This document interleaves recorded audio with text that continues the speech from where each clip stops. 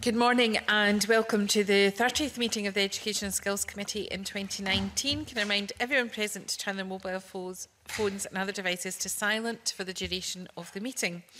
Our first item of business is our fourth evidence session on the Disclosure Scotland Bill. We have heard from the Bill team and from a range of organisations with an interest in the Bill. Today's panel consists of organisations which have had focus on young people. I would just like to thank the attendees of both our focus group last night and our focus group this morning.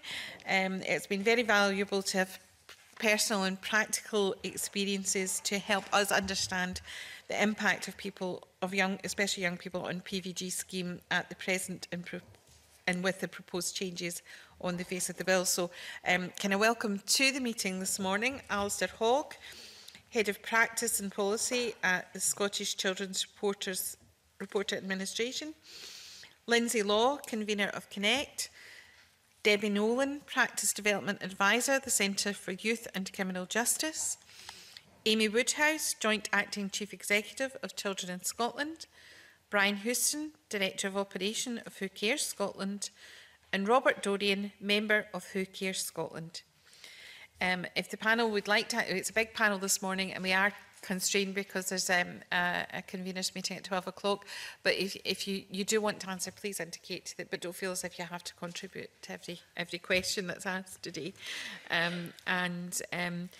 Could I start by asking just briefly for the organisations to give a little introduction about their experience and their interaction with the disclosure scheme, and if we could start with Lindsay Law. Thank you. Hi, so at Connect, our main interest and our main involvement with Disclosure Scotland is advising parents and parent groups about the use of Disclosure Scotland in school volunteering and parent-led volunteering, and we also act as an intermediary body for groups that want to make an application through us.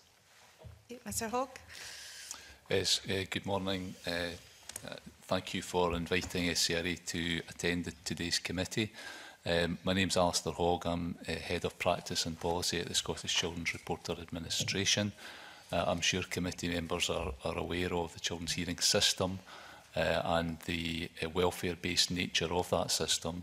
At SCRA, we every day consider the situations of Scotland's most vulnerable children and young people who are referred to us for a whole variety of reasons, one of which is that the child may have committed an offence.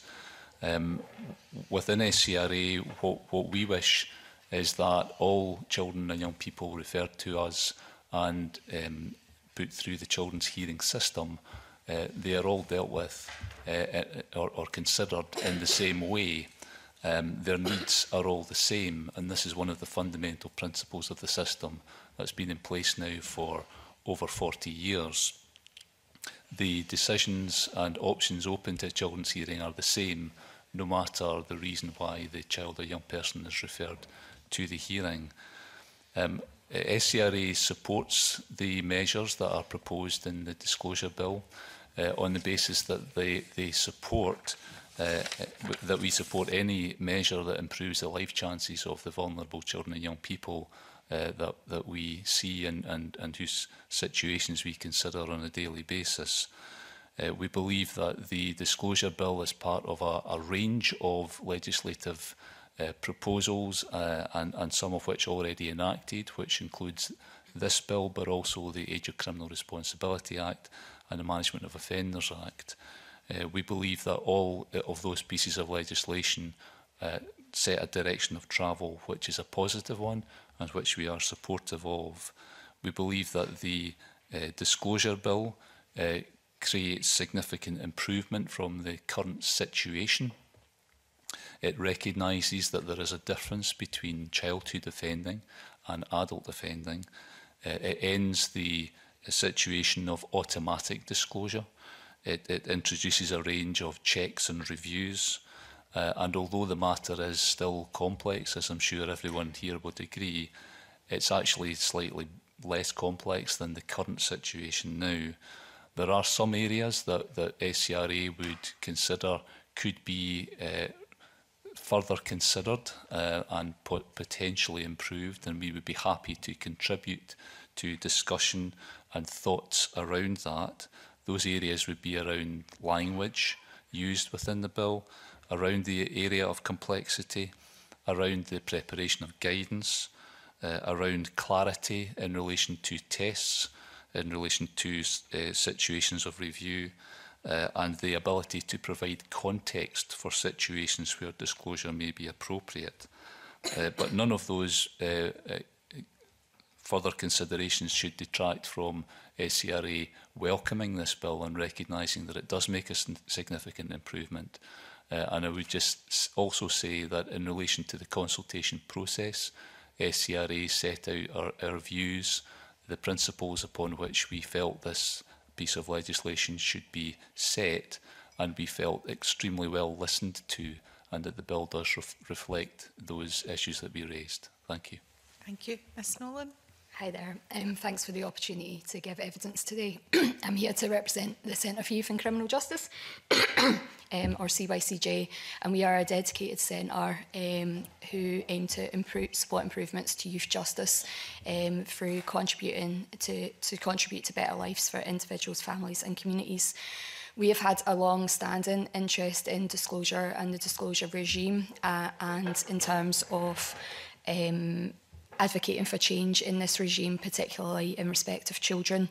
We've been heavily involved in the pre-legislative consultation and in terms of the development of the bill, facilitating a range of stakeholder engagement events and events in the development of that process. We are involved in supporting the Scottish Government's youth justice strategy and the implementation of that. And within that, there is a priority theme about improving life chances, under which the issue of disclosure is a key component. We also offer a practice development service. Through our practice development service, we offer advice and guidance to people in the youth justice sphere. That includes young people, their families, practitioners, and we regularly receive queries about disclosure from all of those different people. For example, about what do I need to disclose, how long do I need to disclose it for, what do I disclose, should I accept offence grounds at the children's hearing, what might that mean for us? So we have that experience. I would really echo the comments that have been made by Alistair. We at CYCJ deem that the disclosure bill is a necessary opportunity to reform the disclosure system.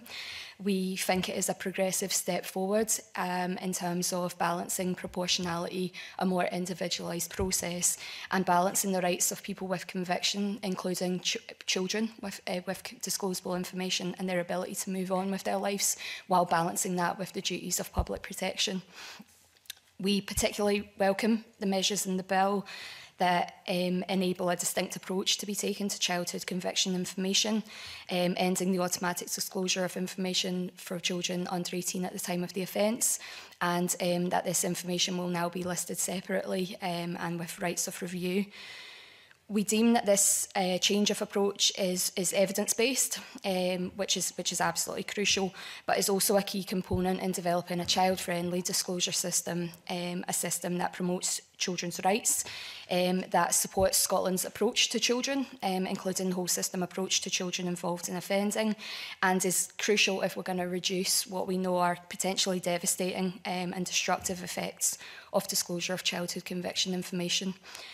We suggest there is more that could be done in the bill. We welcome the childhood measures, but we welcome a whole raft of the other measures, but there are clear areas that we feel there could be further improvements made if we're going to maximise this opportunity, which I'm sure we'll come on to discuss today, but particularly they relate to the coherence of the different pieces of legislation about ORI or other relevant information, the review process and how we can maximise the use of that process and the safeguards that are put in place, the suitability of lists in respect of children, and also the complexity and support within the disclosure system. Thank you. Ms Woodhouse. Good morning. Hi. Yes, I'm here representing children in Scotland, and for those of you that maybe aren't familiar with our work, we are the national network organisation improving children's lives. And I'm really here with two different perspectives on the disclosure bill today. So one is an organisation that has staff that undertake regulated work and are members of the PVG scheme, and how that works for us as an organisation, also how it works for other organisations within the children's sector. And the other perspective is as an organisation that's trying to promote and enhance children's rights, and the opportunities that this bill has to further children having access to their rights.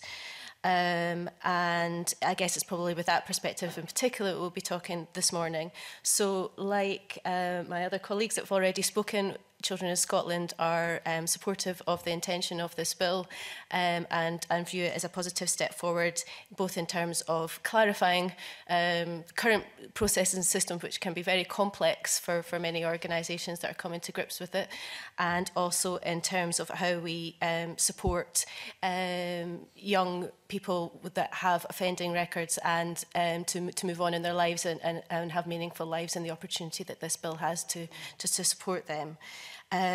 Likewise, we have a number of areas where we have questions and comments. I suspect we'll get into those, so I'll not outlay them at the moment. But we'll be drawing my experience that I'm going to be talking about this morning from our own organisation, but also from our members, and the interface that this bill has with other areas of policy as well. So, for example, Children in Scotland are the Secretariat for the Children and Young People's Cross-Party Group, and a recent meeting around the minimum age of criminal responsibility bill as it was then, disclosure was brought up as a component of that as well, so we can draw in from learning from that as well. Mr. Heston. Hi, good morning. I'm from Who Cares Scotland. We are an advocacy and influencing organisation, and we support children, young people and adults who have had experience of care. We are also a membership organisation, so it's important for us to represent the views of members, and this bill has been a significant bill for them to discuss and explore. And this bill, we welcome the bill because it has the potential to remove the assumptions and the barriers that exist within the current disclosure system. And the disproportionate impact it has can be lifelong. And it's important that we use this opportunity to explore the positive aspects of the bill, but also recognise some of the hidden barriers that exist and reside within individual people. So whatever system that we have, whether it's the existing one or the new one, there are barriers that young people, young adults apply to themselves because they limit their opportunities in the future because of the fact that they've had childhood convictions, but also the prospect of going through a process of disclosure. Again, there are, while we welcome a lot of the elements of the bill, there are discussions and explorations we want to have within the session today that could improve or clarify the important bits of information. And the final bit I would say would be that we work with young people and adults who have experienced and been aware that there is progressive legislation being put in place, but they've sometimes not seen the direct benefits of that as it's implemented, interpreted. And it's important that where we understand the experience of the current system, that we also track that forward and see how it actually benefits care experienced people in the future. Thank you. Thank you. Mr. Doreen. Thank you. Before I begin today, my name is Robert Doreen, and as Brian said, Who Cares Scotland is a membership organisation. The reason I'm here today is I am a member of Who Cares Scotland. I do have care experience, and I was in the care system from the age of 4. I want to talk a wee bit about that before I get into the purpose of today. So I have had different care settings, 3 different families, a failed adoption in a scenario where they kept my little sister but didn't keep me. I experienced loss, fear and constant worry. Notwithstanding that, I think I made a good account of myself. I have 3 degrees, most recently graduating in a Bachelor of Law just this year. This summer I worked 5 jobs. I held 3 volunteer roles. So on paper you would probably say pretty successful. However, if you go back just a few short years, I'd be reduced to just one word: admonishment. I have experience of the disclosure process. I accrued an admonishment when I was 16. I have a real interest in this piece of legislation because I think it can effect change. And if we're talking about the intention behind this bill, I think there's a lot of conversation to be had today. My journey has been made more difficult than it had to be. I lost out on lucrative jobs and was passed over from consideration and had to have more than one awkward conversation throughout my time. This could have been avoided and it should have been avoided. Had the recommendations that are in this bill been enacted years ago, then I might have been in a different position than I am today. Who Cares Scotland wants to see a reality where every care experienced individual can maximise their potential without being unnecessarily hindered by childhood or teenage criminal records. We know from our members that often it is the case that care experienced individuals will self-exclude themselves, something that can't be quantified, that can't be statistically put in front of you. Roles such as volunteering or roles that involve working with vulnerable groups are often self-excluded because of the disclosure process. They have told us that childhood convictions have prevented them from moving on from their past. This needs to change. This bill is an opportunity to change, and I look forward to some of the conversations we'll have today. Thank you. Thank you to all the panel members for coming along today. We really appreciate the time that you've taken to be with us.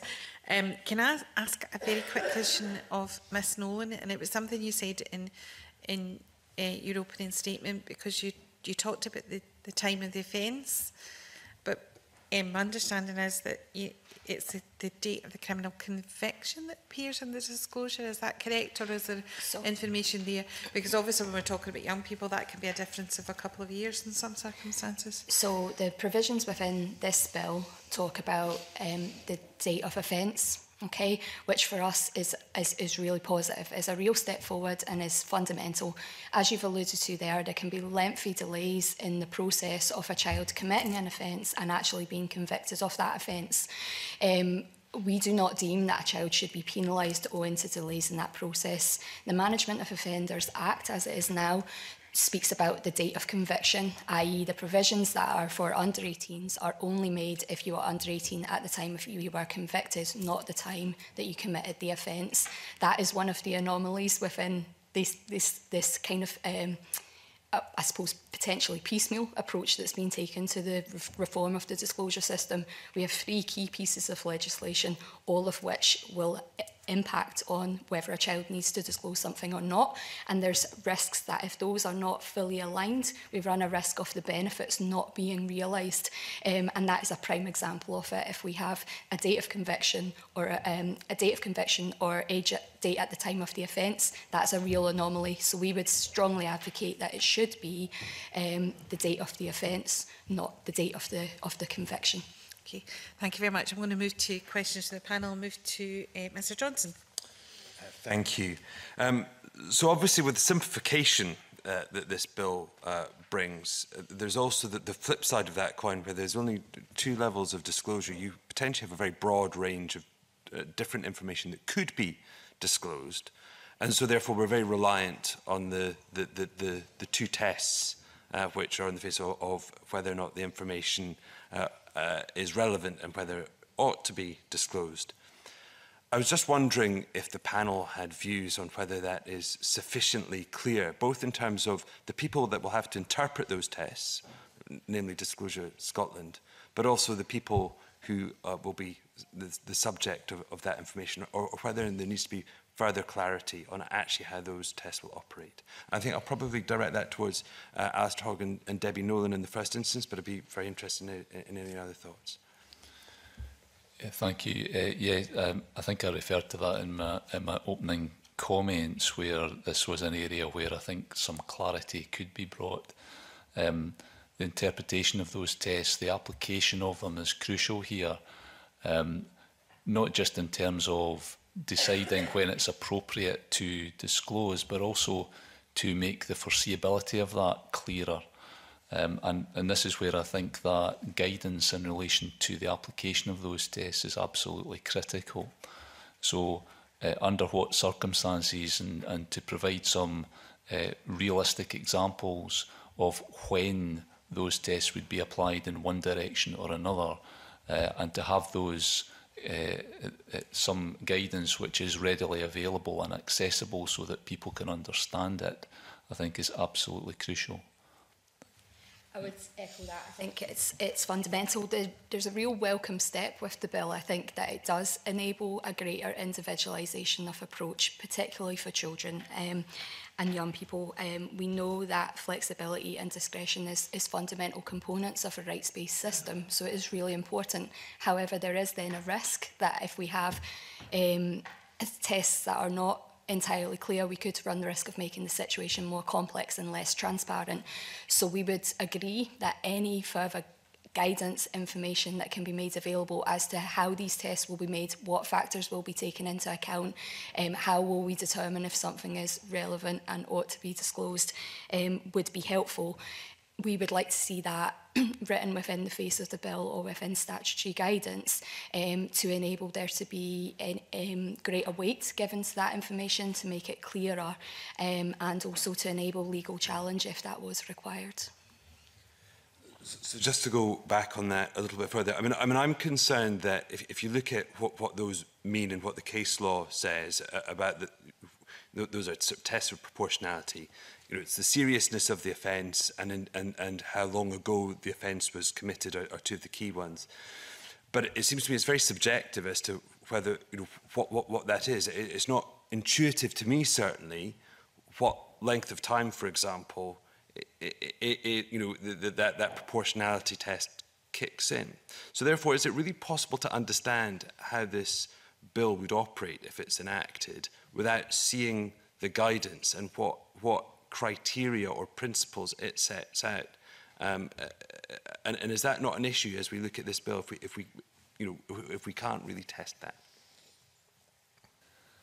I think some of the additional information is within the bill of some of what the other factors would be that would be taken into account as well. I think that there is a real need for that guidance to be put in place and to be made available, and I agree that that should hopefully help to inform that decision-making process. I think it's, I suppose it's, do we want to get into the detail of that at this stage in terms of it, because I think we can consider the bill and the principles and the key components of it. But you're right, the guidance will be about how to help that make it implementable and what the reality of that will look like. So I suppose it's a question of sequencing and timing as to whether you feel there's an ability to consider the other measures without that guidance being there, albeit that there's a clear commitment to what that would look like. Yeah, I would agree with that. I think I would also add that I would understand what you said about the subjective nature of applying those tests. So it's impossible to completely articulate a set of rules and guidance which would ultimately lead to an inevitable conclusion. There has to be a subjectivity to it. Our belief is that such a test needs to be applied with the addition of contextual information, which was something that I think I mentioned earlier, and how you would be able to introduce that is something that I think we need to think about. But in terms of the importance of the guidance, one of the crucial areas is in relation to understanding how this pertains to future risk. That the guidance needs to recognise that you're applying a number of considerations and considering how that dictates future risk and therefore what balance to strike between trying to assist the young person to move on with their life but balancing that against the public interest. And for the young person who is at the centre of that, the clarity around how that decision is reached is crucial in order to determine whether they have any right to legally challenge that. And there is, of course, a right within the bill in relation to that, but only on a point of law.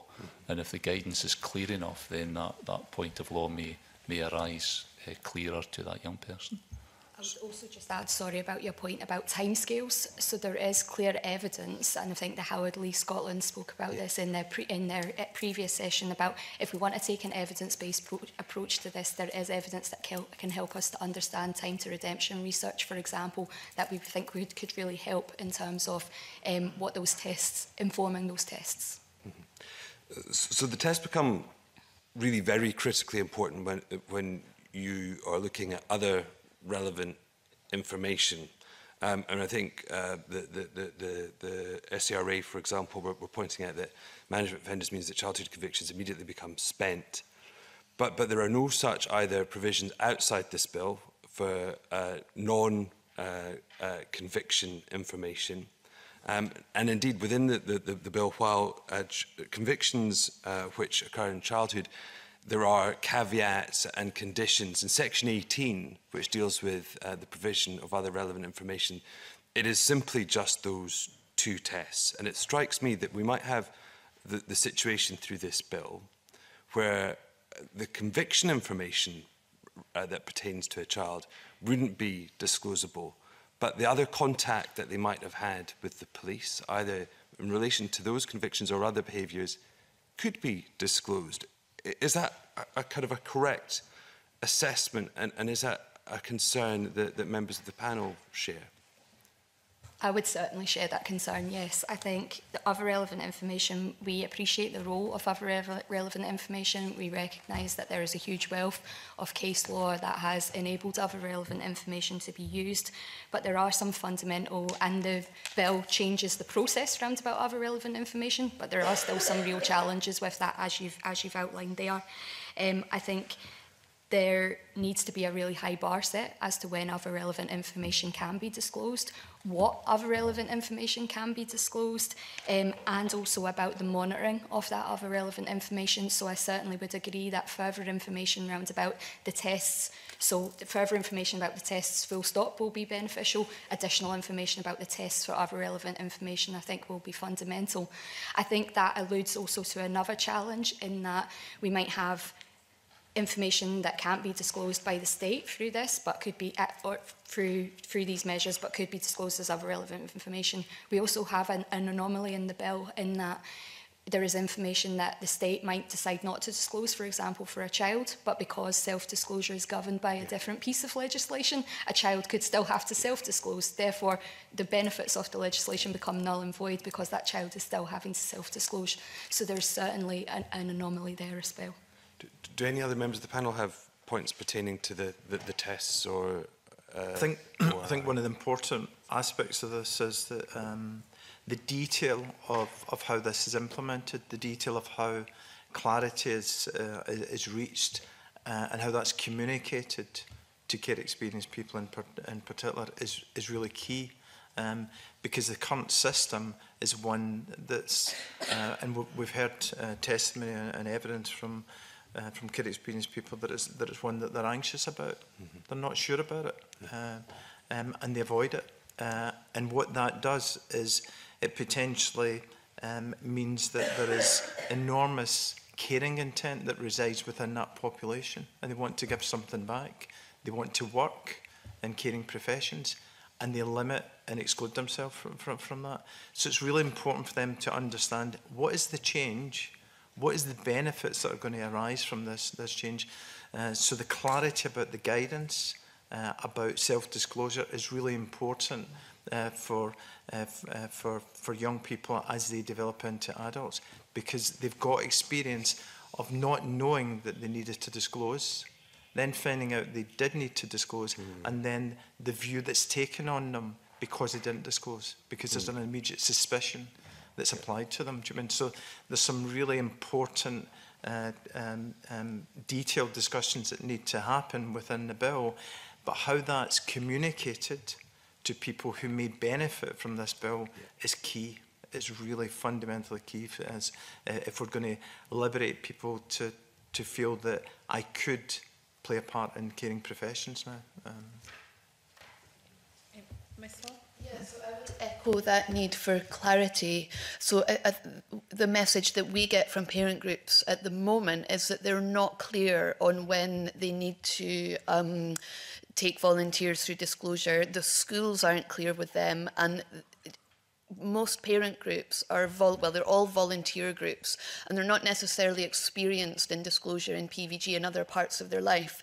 And you know, some people have said to us, well, you know, what does it matter if a parent group just says, well, everyone needs to have PVG checks? Well, the issue with that is that then people who say are care experienced, parents who have, you know, had experience in the criminal justice system, they might simply not volunteer to support their children at school. They might withdraw from the system. So it's quite important for people to feel that actually a parent group and schools are quite clear about when they need to ask for this and the kind of work and the kind of roles that actually need this, versus just operating a broad brush approach. If you want to volunteer in a school, you have to go through this process, because that doesn't really engender a situation in a community where that school is the central hub of the community, and that's what we would be keen to avoid. Yes, Ms Woodhouse. Just in terms of the other relevant information question, just to echo that we share some of the concerns that have been raised by other members of the committee about that, and it is something that has been echoed by other organisations within the sector as well, such as Clan Child Law and Celsius. So there is it is an issue that does need resolved, and I think the point is about if this is going to proceed, then it is about the high threshold and the quite detailed and considered discussion about that. So that is something that we will need to come back to and have further consideration. Okay, Mr Gray, you just supplementary. It was really a quick follow-up to some of this. So through the convener's question and Mr Johnson's question, we've kind of drawn out two contradictions between the Management of Offenders Act and the proposed disclosure bill. So the first is one uses date of conviction for under 18s, the other uses date of offence, and the other is that the requirement for the state disclosure and the requirement for self-disclosure is different. So I just, for the avoidance of doubt, I just want to check with the panel that their preference, as it were, is for the disclosure bill measures rather than the Management of Offenders. So these are really flaws in the Management of Offenders Act, in your view, that you are pointing to. Is that fair? Certainly from SCRA's perspective, we would favour the approach in the disclosure. Okay. In terms of age, we would be of the same perspective. In terms of the anomaly between the state and self, it's more about closing that loophole, so particularly for under 18s. One way of closing it would be to move to the Management of Offenders. That's not what you're arguing. No. Right. Okay, Ms Mackay. Yeah, just to follow up on that, firstly, just to agree with Brian Houston's point about communication is absolutely key here. I just want to talk about ORI, just a wee technical thing. Celsius stated its understanding that the policy position was to be a default position against the disclosure of childhood information, and it's not set out in the bill. The SCRA's submission, you've also suggested that presumption should be that childhood convictions should not be included unless justified to do so. And I appreciate this is quite a sort of broad question, but could you possibly say what justification there might be for doing that? And can you give any examples of what relevant information should be disclosed? So, is your question in relation to what's particularly other relevant information? Yeah, just as it's a general, benchmark. Just, I know it's a difficult question.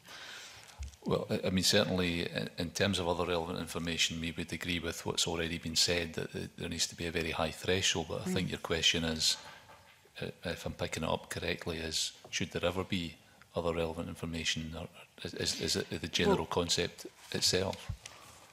Well, yes, but also, the caveat is you're saying unless otherwise justified, so that assumes that there would be in some cases some justification. I'm just wondering what that might be.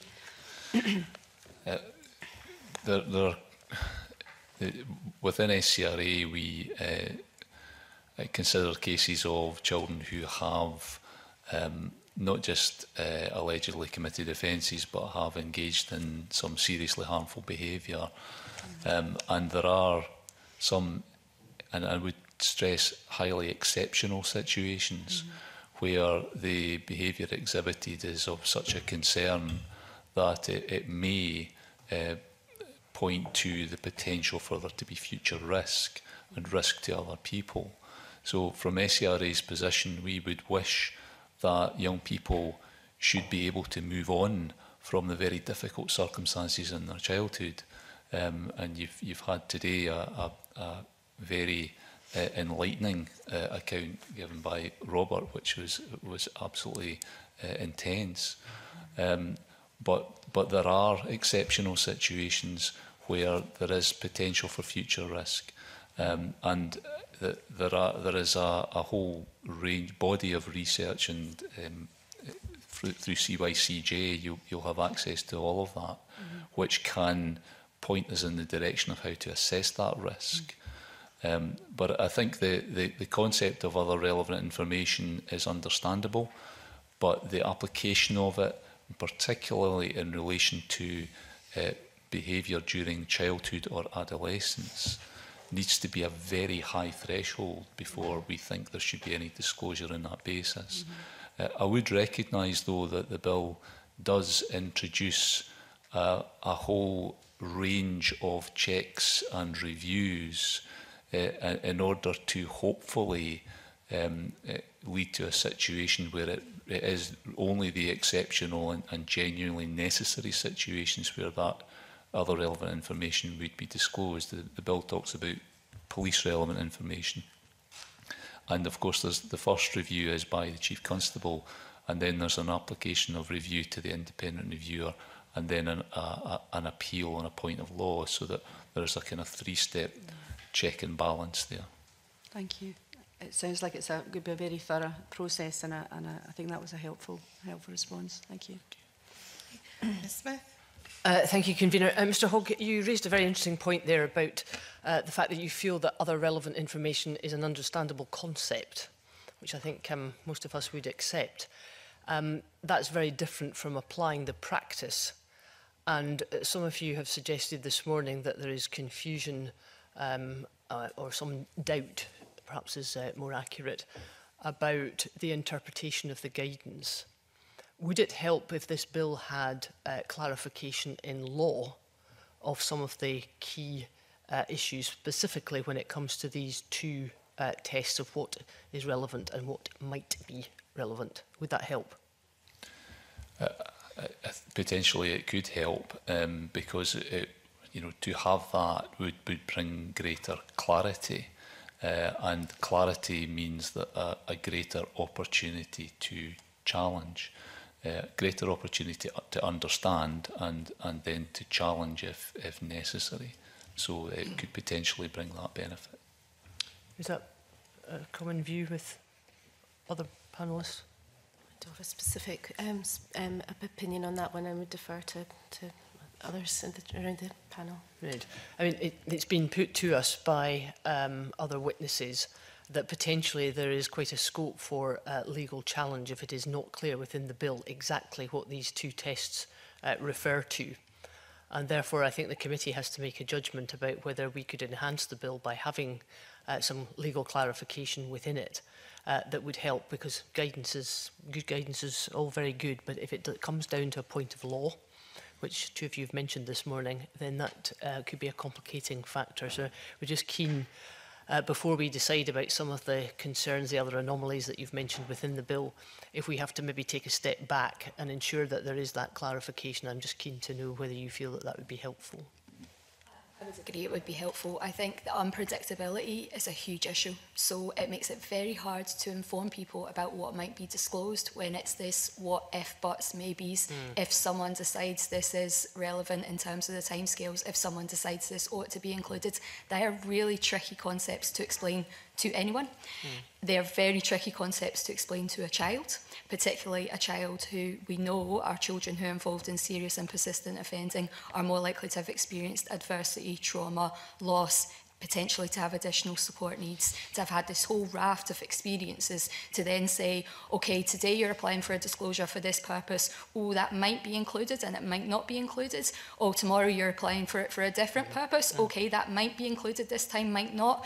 We then have the risk, as Who Cares have alluded to and explained, that we either over-disclose, you're then penalised because you've told people too much information. You under-disclose and you're penalised because you've not told people enough information and you're a liar anyway. But we're actually giving people a no-win situation here because you can't understand the system and what's going to be disclosed or might be disclosed or might not be disclosed. Coupled with that, we have a real lack of support for people to navigate the system, to understand it. So then actually, it's no wonder people decide to self-deselect or just say, actually, I'll just not bother. I'll just not go down this route. Just on that point, which I think is a very pertinent one, do you feel that would increase the amount of work that you would have to do as groups to ensure that you are giving accurate information for disclosure? Would that increase the burden on you in terms of the paperwork that you had to do? I wouldn't necessarily say it would increase the burden. However, right now we have a situation where people don't know where to go to get accurate information. Right. Numerous agencies will be very reluctant to give that information because if we give the wrong information, then that has a detrimental impact on people's life chances as well. So, but right now it's hard for people to know where to go. There are some amazing organisations out there doing phenomenal work to support people with conviction information, to understand the process, to go through the system. However, in my opinion, we need a much more rounded package of what that support would look like. So people should be able to access support at any stage in the journey from whoever they want to get that support from, which means we really need to upskill people who are supporting children and people with convictions in general to understand the system. And while the bill will reduce some of the complexity of the system, which should make that easier, there is still a real kind of grey area there of where will people go to for support, how will good quality support, how will we ensure that that is consistently and readily available to everyone. Okay, thank you, that's very helpful. Can I just to add to that? I think we have concerns about the other relevant information, and it's because of the process that young people experience within the hearing system. So within the hearing system, if there are offence grounds, the really important discussion and thoughtful discussion and careful consideration that happens within the hearing is about welfare. They actually want to get beyond the discussion about the offence to understand the context of what the circumstances that created the conditions for those offences to occur. So to get to that discussion, the question is asked about whether you accept the grounds. And really in that moment, you're asking a young person for an admission of guilt. Without the normal supports that any citizen in this country would have in that moment, what then happens is that rich discussion around the context and the actual offence get dislocated. The conviction carries forward with the young person, and as they become an adult, the contextual discussion dissolves. It's left behind. And our concern is that the information that will then be introduced at that point will be other relevant information from someone else. Another relevant information for care experience might be their actual experience, their trauma, their difficulty, how that expressed itself within their life. And if there's no balance in that, if there's no re-engagement with context, then there are real kind of I think there are significant risks in that. Thank you. Mr. Gray. Thank you, Convener.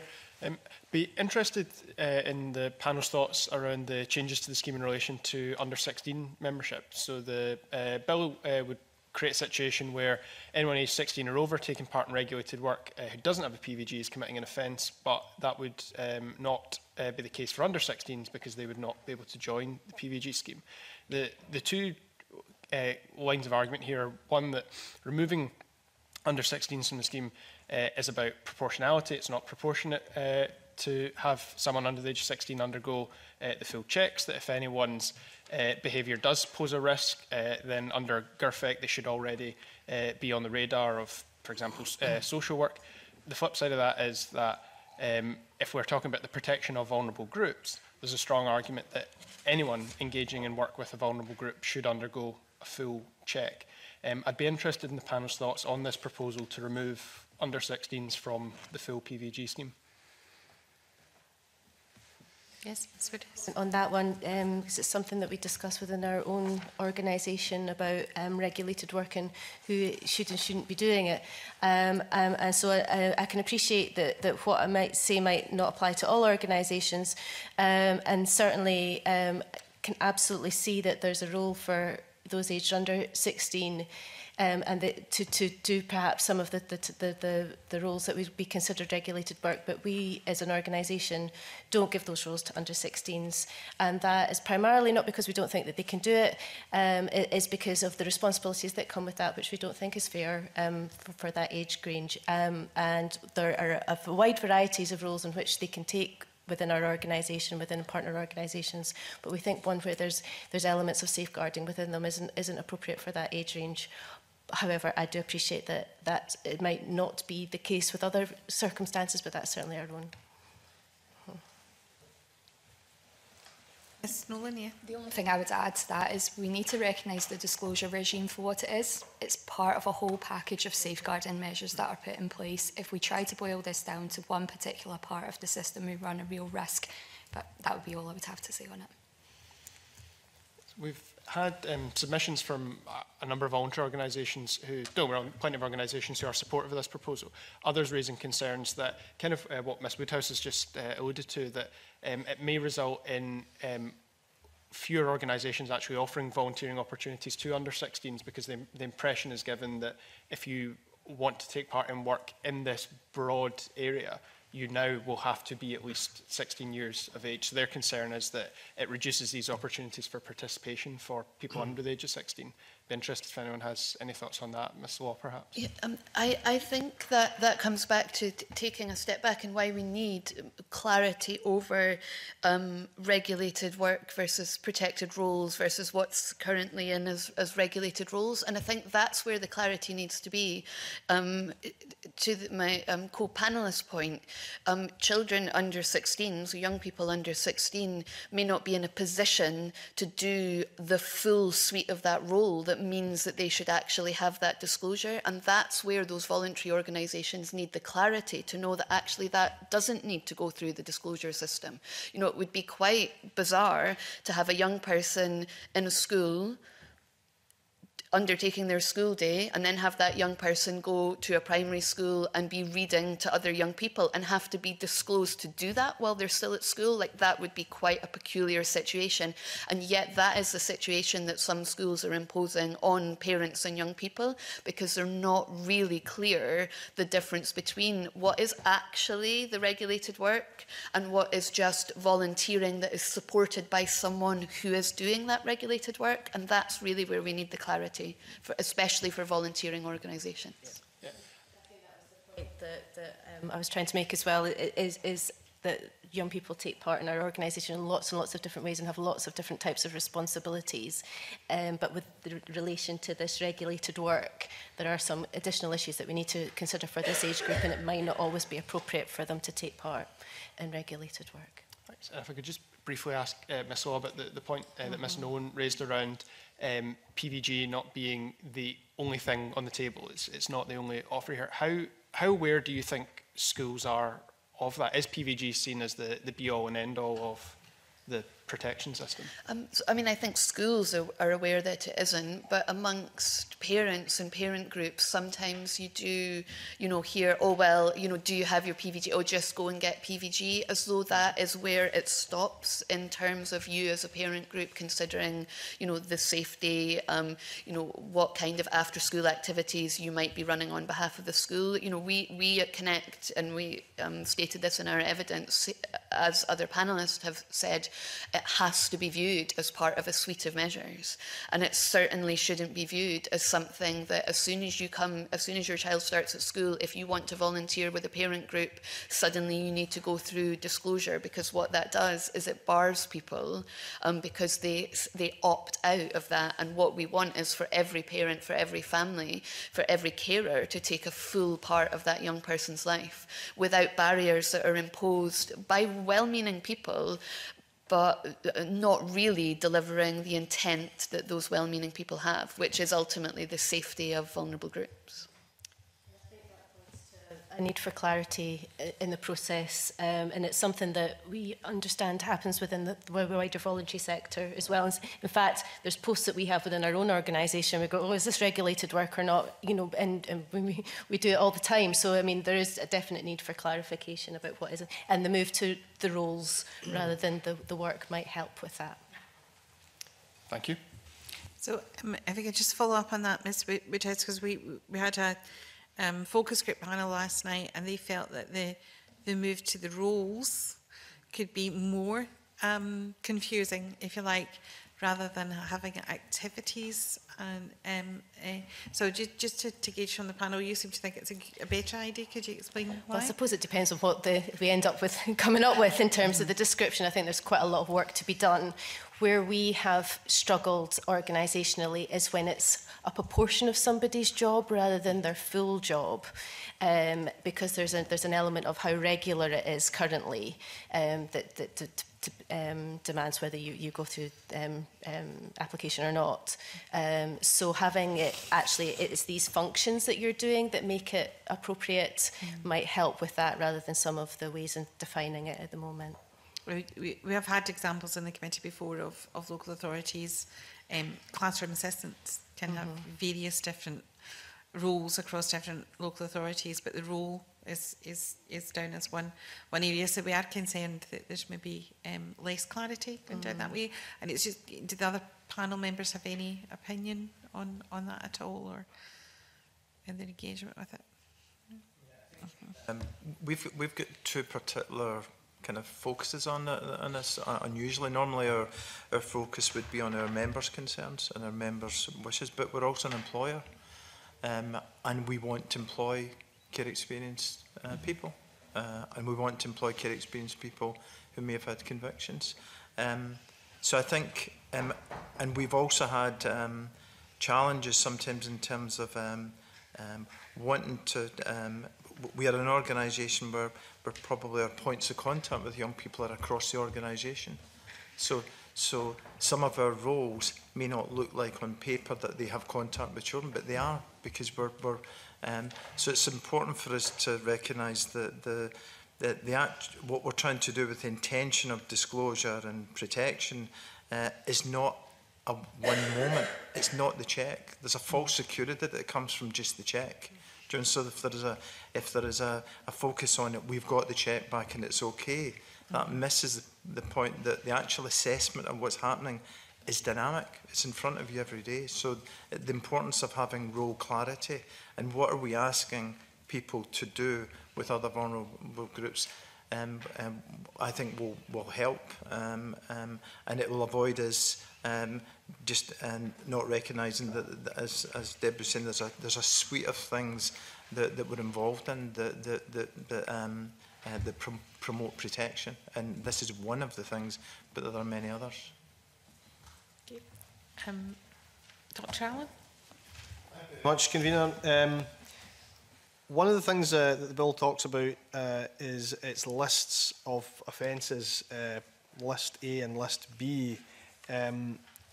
Now, I'd just be keen to hear whether any of the panel have a view on these lists, and particularly on how they apply to both, or whether they should apply to both adult and childhood convictions. Certainly, from an SCRA perspective, we do have some concerns about the lists and what's contained within them, and the fact that they would apply equally to adults and to childhood convictions.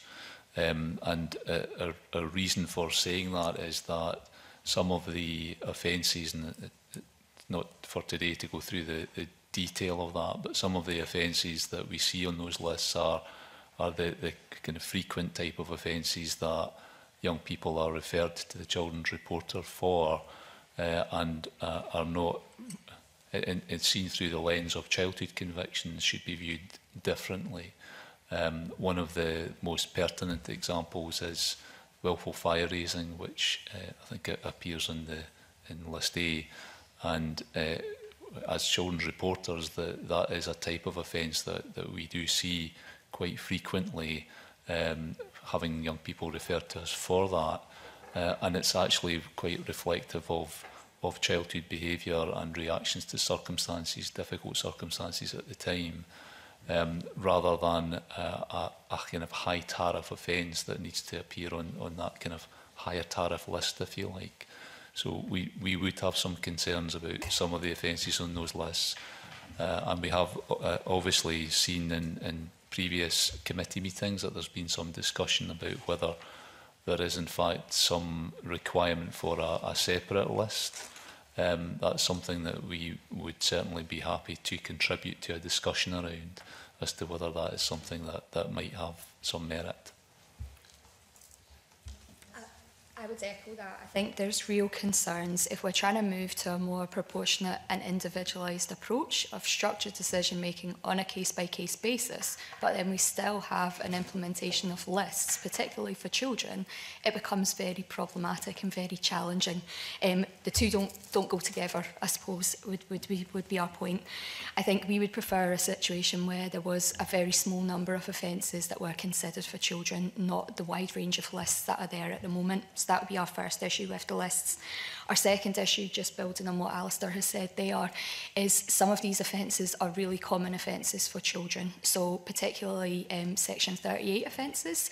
I know that has been moved to what will be List B, but that is still numerous offences committed by children. We have done a lot of work round about the unnecessary criminalisation of looked after children, and what we know is many of those offences would fall into that Section 38 category. So that is a prime example of where children would, when we're trying to improve a system for children, that flies in the face of our ability to do that. So that, and our third point round about lists, I think, would be round about the timescales that are in place. And we appreciate there will be shorter timescales for children, but when we're talking about List B, 5.5 years, that is still a significant proportion of a child's life, whereby they would still have to disclose that information. In addition to that, the timescales appear to be based on the Management of Offenders Act. They are based on the timeframes that are included on that. They are not based, well, there is concern about them not being based on the evidence that is available, as mentioned about the time to redemption research. So I think there is still issues with the list process. There's some improvement, but there is still definitely issues with that. There was a couple of the panel, sorry, one of the panel, forgive me, I forget who, suggested that offences committed under 18 should be listed separately with a right to review. If that's your view, how would that right to review work in your view? How should it work? It doesn't have to be the person who said it who answers.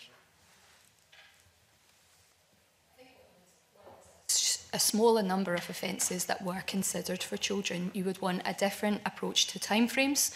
You would want also a different approach to what were the factors that were taken into account in determining whether that should be or not, beyond this arbitrary timeframe as the current list situation has. It basically, it's been this length of time since you committed the offence, it's either on or it's off. We would like a more nuanced approach, and I think that ties back to the discussions about tests earlier and the discussions about principles. A lot of that information between what's in the bill, the evidence sessions that you've heard, the written evidence gives a really clear platform as to what should be part of that decision-making process, what should be part of those tests, what are those principles, which, if brought together, could have real benefit in answering your question.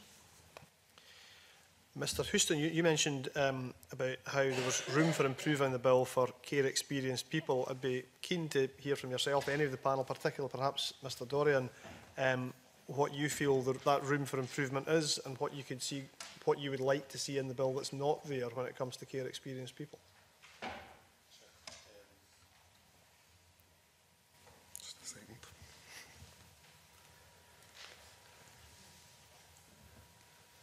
I think the room for improvement in the bill is a lot of clear intention, and I think it comes back to intention and what the bill proposes to do.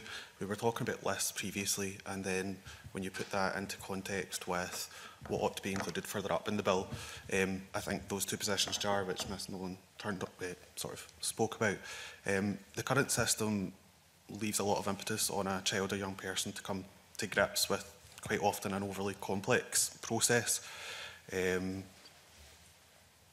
Put into context then their care experience. So I think if you think about a child that's potentially in a residential setting or have to engage in a children's panel or have alternative school arrangements, is it really surprising that any convictions that they pick up, the context leading up to that conviction is forgotten about in the process? So we were talking about contextualisation, and we spoke earlier about other relevant information and when would it be appropriate, and if it would be appropriate to include that. Well, we need to then talk about the training for the people that are making the decision on what goes into other relevant information and the mindset that they have when they're considering what information to include.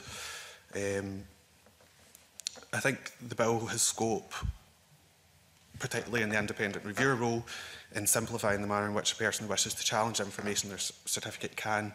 It also has a provision for an assumption against disclosure for offences prior to 18, but the language that's used around that, I think, is still a bit ambiguous and doesn't really set out, and I think it was spoke about sort of quite early on in today's discussion.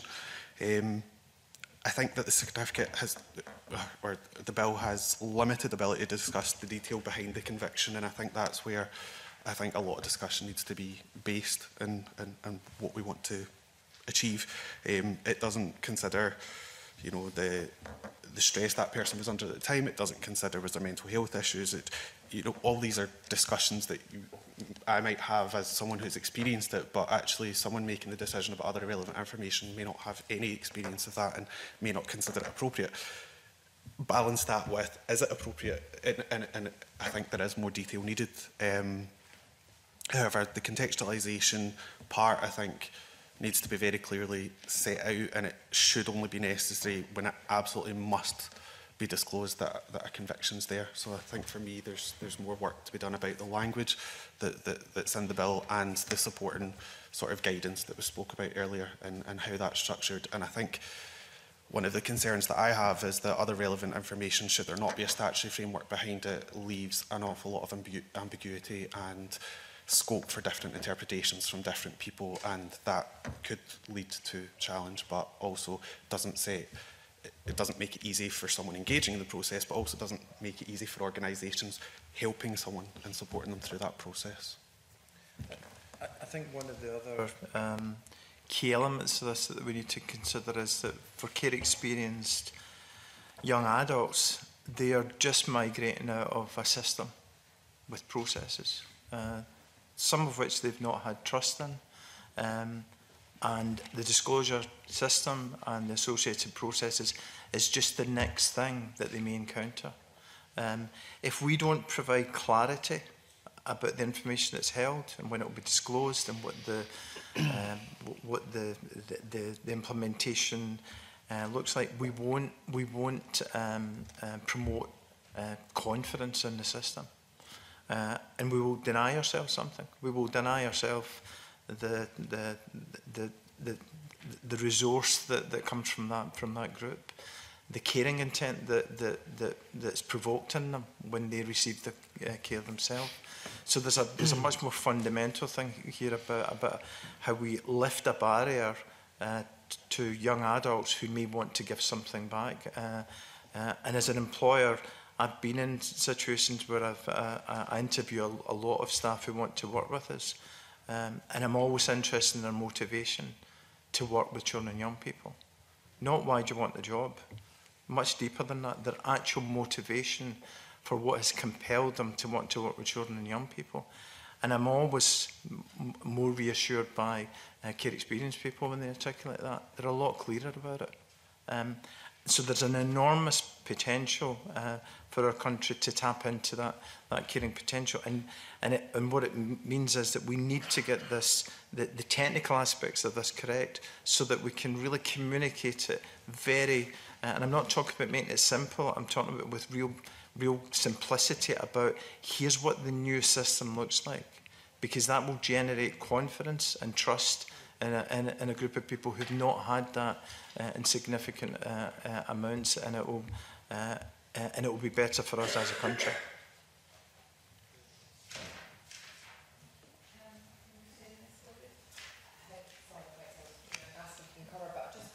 There, Brian, you were speaking about, the simplifying of the process, trying to get that message out there, particularly to care experienced young people, for a variety of different reasons. And we've heard previously it can be particularly confusing for care experienced young people, who's obviously a corporate parent is the state. I just wonder then, is there a need for some sort of national campaign around raising the profile of the disclosure system, or looking, at an education programme to explain in a bit more detail, or in more simplistic terms to people, how it works, just to get the message out there, because there is this kind of disconnect? There's two key audiences, and we represent both of those audiences. There's employers, because you really need to give them real clarity and confidence about what the potential is within this bill, and to take them beyond that natural response that might kind of be generated them when they see a conviction or when they read something, because that's not the way you recruit people. It's one element, but the way to recruit people is to actually understand all the skills and abilities that they're bringing to the job. But I also think the other key audience is a care experience community, and there's something really powerful that happens in that community, because they also talk to each other.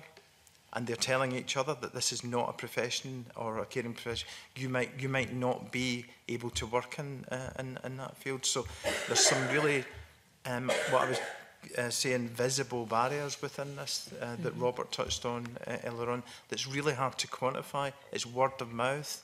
It's saying, I don't think you could work there. I don't think you'd be able to do that job. And some of that just isn't accurate. And if we progress into something that's much more embracing of that, then we need to communicate that very, very strongly to groups where they won't be part of this system, and they will be able to apply for things with the same level of confidence that anyone would have, because it will be about their skills and abilities and not something that happened in their childhood. Sorry, I'll add to what Brian said. Ms Galbraith, you raised about corporate parenting and about the responsibilities, and I suppose a pragmatic approach for me would be provision within the bill itself for free independent legal advice, because there are elements where that wouldn't be available. I think that a clear point of contact for tailored advice, online or even an online platform for experience with people navigating an often complex process, would make it simpler and more accessible.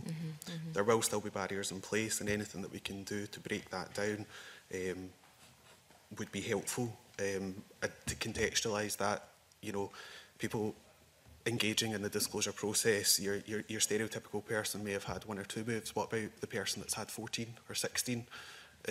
But the impotence is on them to know about those changes and know where they were at what time, and the support mechanism that's there. I think as a corporate parent, Disclosure Scotland and a number of other organisations have an opportunity to adopt a practice that recognises the role they have in ending secondary discriminatory practices against care experienced people.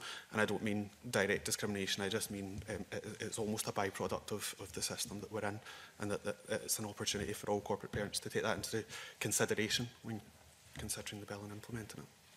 Thank you. Ms Ross? Thank you, Convener. Good morning, panel. We touched on the interactions between this bill and the Management of Offenders Bill. I just want to go a little bit further into the interaction with the minimum age of criminal responsibility, and in particular the Children in Scotland evidence that we received. We know from the bill and its passage through Parliament that the government have committed to looking at raising the age further to 14, possibly 16, however that plays out with the evidence that they take on that. And it says in the evidence here that obviously this would have some implications for the proposals within this bill. I just wonder if you could explain to us how these two pieces of legislation will work if the minimum age is put up further to 14 or indeed to 16. Yeah, and others may have comments that they want to make on that as well. So yes, we are supportive of a further increase of the minimum age of criminal responsibility in line with the recommendations of the UN Committee of the Rights of the Child, which have said that there should be a minimum of 14, if not even higher. In some countries it is 16 and even higher than that. So yes, we are viewing that as a potential change that could come, and certainly something that lots of children's organisations and child rights organisations are advocating for a further increase from the recent increase we had from 8 to 12. So one of the issues that came up in the discussions around the bill when it was around, when there was a lot of conversation about can we increase it to 14 straight away rather than going through 12, is the implications that would have for other areas of legislation such as this. So there were certainly some questions raised from legal organisations about the complexity of doing that, and a feeling that there would be a lot of work that would be required in order to bring other bits of legislation in line.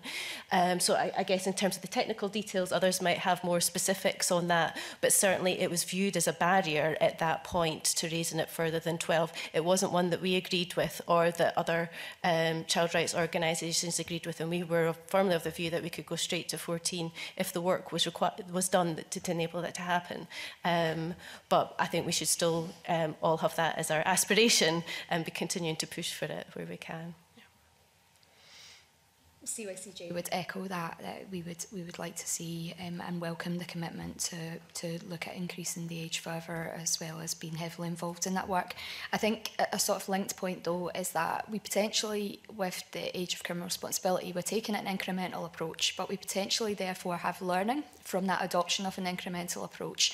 So I know that in your previous evidence session you heard a lot about these provisions for under 18 in terms of childhood convictions. An individualised approach, a more proportionate approach could be extended to adults or to so there may be scope for using this as another example of how we can take an incremental approach of let's make this change for children at the moment, but let's keep this open for review.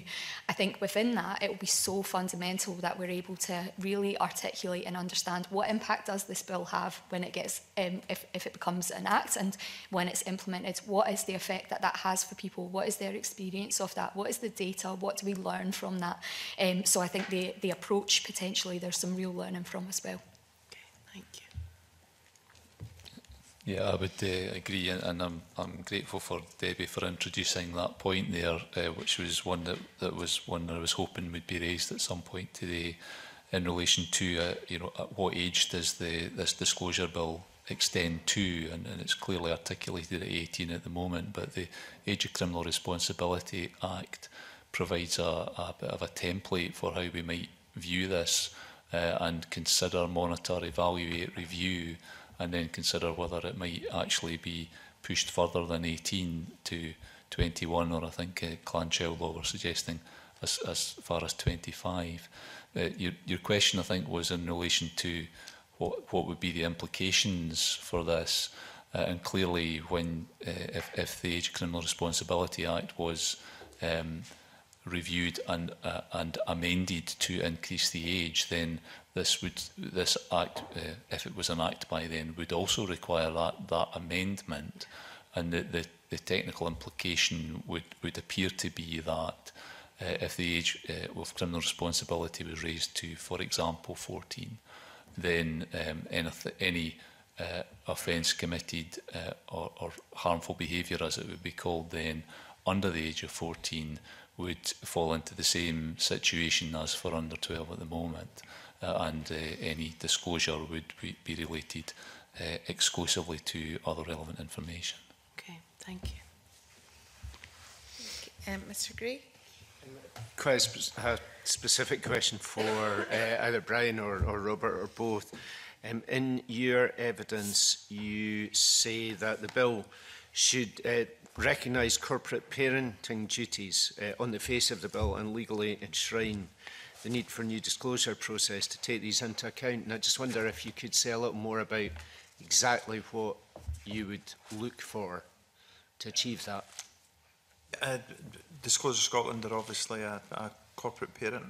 Our actual experience of engaging with Disclosure Scotland has been very positive, as we've been trying to employ people who may have had childhood convictions.